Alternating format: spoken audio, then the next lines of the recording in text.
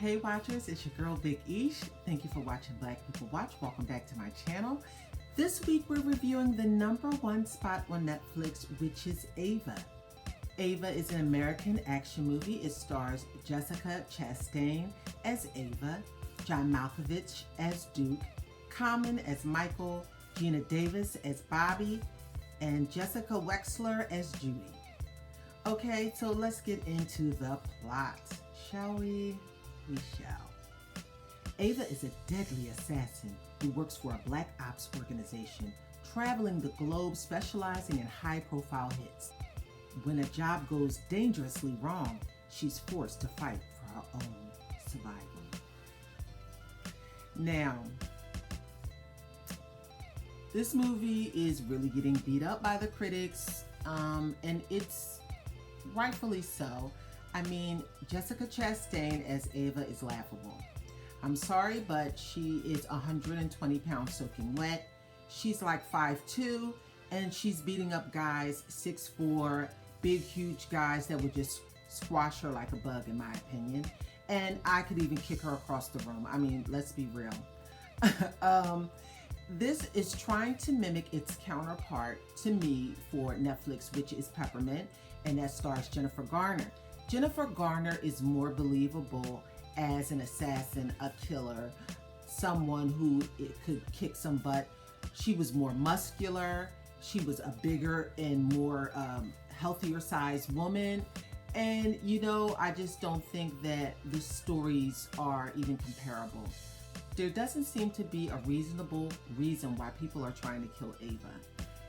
You know, her upper management is Simon, who's played by Colin Farrell, and he really has a disdain for her. There's no reason as to why he has a disdain for her. Duke, who is played by John Malkovich, has a love for Ava, and he wants to protect her. And that's all fine and good, but there's no valid reason why anybody wants to kill Ava in this movie. She talks to the people that she's killing. She has a conversation with them because it seems to be that her conscience is getting the best of her, and she wants to believe that there's a reason why she's killing these people, that it's just not for naught. You know, she's doing it out of a purpose and for a reason. These people are bad people, and you know, she's killed 41 people or 48, and she wants to feel that her kills are justified and that they're just not in vain, and she's just not killing for any reason. So she has a slight conversation with them before she ends up murdering them and asking them, you know, did you do anything wrong? What did you do? Why would somebody want to kill you? It's a bit odd, of course, but I don't think that it's a valid reason for people to try and come after you, especially since she's the top op agent. She's the #1. And so if she's your #1, let her talk to people if she wants to talk to them. She's still killing them. I don't get the purpose. So anyway, they go after her and they're trying to kill her. Ava is a recovering alcoholic and drug addict, okay? So she struggles with that throughout the film. And at the end, you know, she struggles with trying to go back to alcohol. She has all these issues. Her sister is dating her ex-boyfriend who she was in love with. It was just like all these other stories entangled into this one story of the whole movie, and it seemed a bit redundant. It seemed a bit dramatical, and there was really a lot of drama. The fight scenes were very choreographed. The fight scenes were so choreographed, it was laughable. I'm sorry. There's this lady that plays Tony in the movie, and there's no reason for Ava to go in fighting all these people and throwing them over her shoulder and all of this foolishness just to pay her ex-boyfriend's debt. I didn't get that part.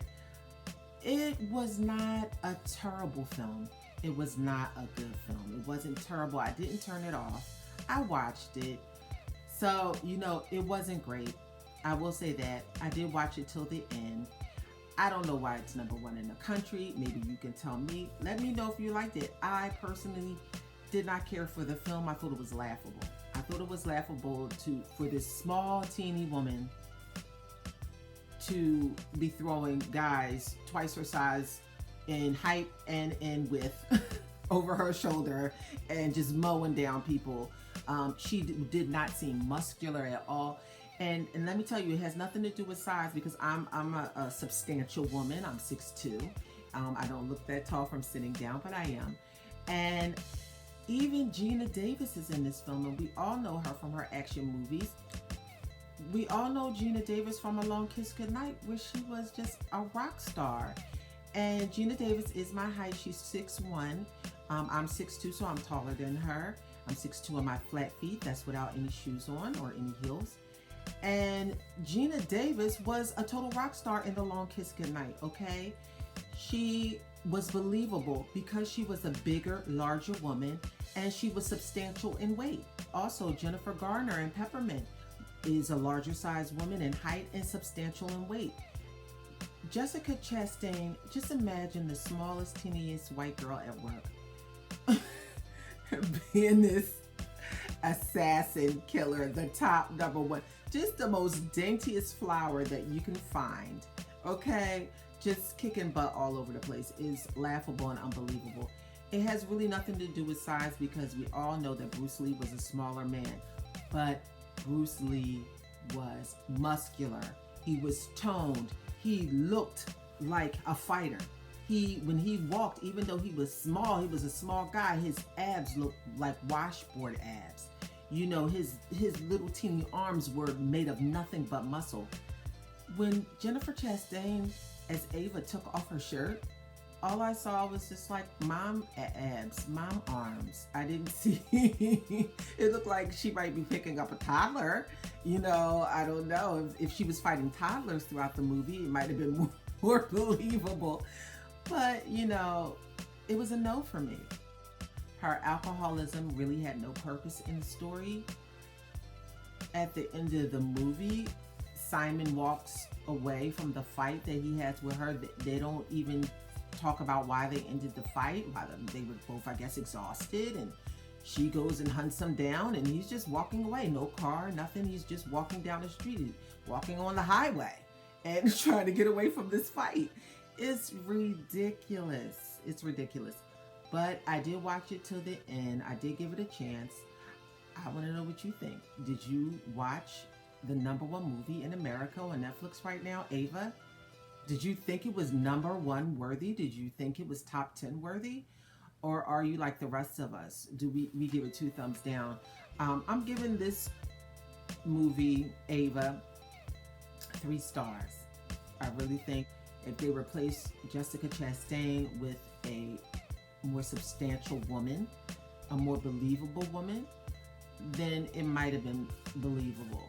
If they would have switched some of the storylines around and, you know, made it less dramatic and more about, you know, her job, then maybe I would have believed it. But the way it stands now, it was not good.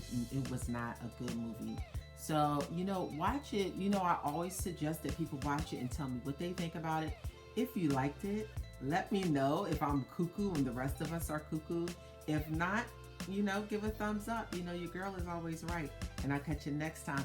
Thank you so much for watching Black People Watch. Stay tuned. I'm going to have some giveaways really soon, you guys.